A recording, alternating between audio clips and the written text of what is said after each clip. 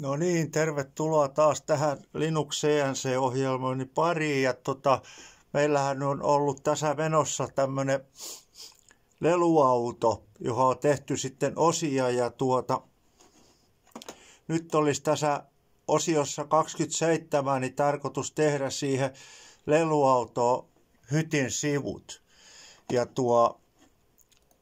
tommonen olisi tuo hytin sivun kuva. Siellä on korkeus ja leveys ja näin tehdään siihen tommonen pieni ikkuna-aukko. Tässä olisi nähtävillä näitä mittoja ja tietysti niitä voi kaikkia mittoisittain muuttaakin. Ja tuo ohjelma on sitten siinä tehtynä ja katsotaan tonne työpöydälle. Me ajoin tästä jo yhden, niin toisen olisi tarkoitus ajaa sitten tästä rinnalta, tästä vierestä näin. Ja me saadaan se parhaiten sillä, että ajetaan tuo kone joko tohon paikkaan ja luetaan ne koordinaatit täältä. Tai sitten lisätään siihen X-mittaa, niin tämä 46 milliä. Me voitaisiin siihen laittaa vaikka pikkusen enemmän, niin tohon jää rako. Eli katsotaan, jos laitettaisiin siihen 48 milliä tohon ohjelmaan. Täällä meillä on X 10. Niin laitetaan siihen se 48 tohon lisää, niin se olisi silloin 58. 58. Talletetaan ja päivitetään noin. Se siirtyi siihen viereen se toinen. Nyt me voidaan tää toinen ajaa tästä vierestä. Ja katsotaan. Noin, kun näkyy, siitä on ajettu ensimmäinen kappale. Laitetaan kone käymään sitten ja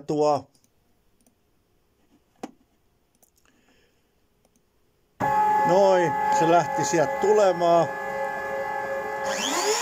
Terä pyörimään.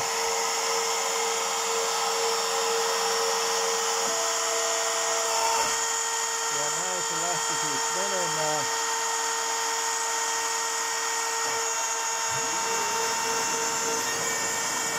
Pistetään vähän imuriin noita poliiset. Täällä ottaa niin kauheasti vähän imua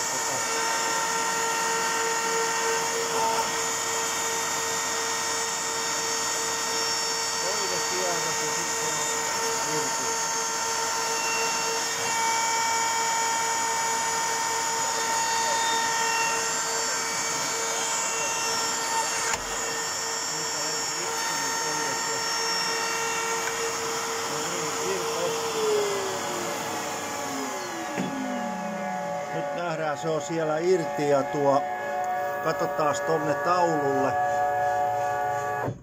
Noin, sieltä se on nyt sitten ajanut se toisen kappaleen noin.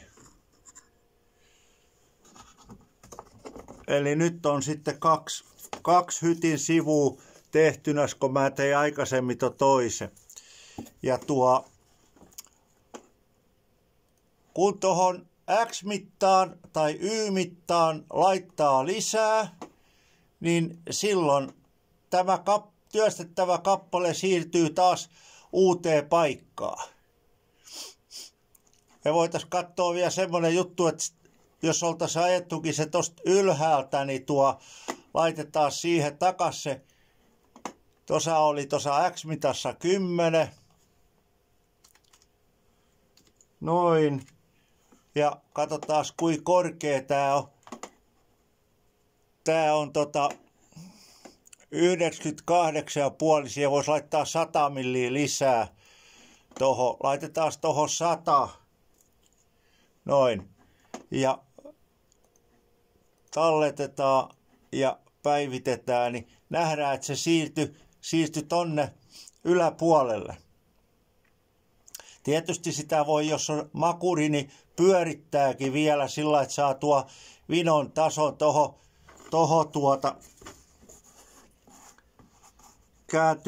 kääntymään sillä, ei me haaskuuseen levyyn niin paljon. Ja silloin jos me haluttaisiin sitä kääntää, niin meidän täytyisi tuohon laittaa sitten tämmöinen komento täältä. Otetaan tästä sulut pois, niin se kääntää se tuossa lopussa sitten takas nollaan. Ja laitetaan tästä tuohon väliin tuo. Ja käännetään sitä 180 astetta. Noin. Ja katsotaan mitä tapahtuu. Noin, se kääntyi 180 astetta, mutta meni tänne sivuun. Täytyy se nostaa takas tuohon ylös. Ja nostetaan se takaisin ylös. Laitetaan tuohon nyt vaikka kokeeksi tuo 200. Ja tähän täytyy laittaa sitten kans lisää. Se oli varmaan tuo 48, mutta katsotaan mihin se menee. Noin. Se saa olla vielä hiukan enemmän. Tuo 52. Katsotaan mihin se siinä menee. Ei mennyt ihan siihen linjaan vieläkään. Pistetään 55.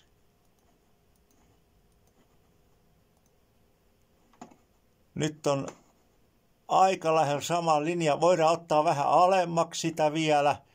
Eli tosta otetaan 40.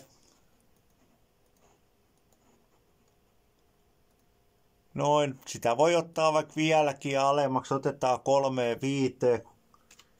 235. Noin. Meni lähes kiinni ja nähdään, että se voisi pikkasen siirtää tonpäin, jos oikein makurio. Pistäisi pari milliä tuohon lisää. Sitten sitä on pakko nostaa pari milliä ylöspäinkin, ettei se mene päällekkäin.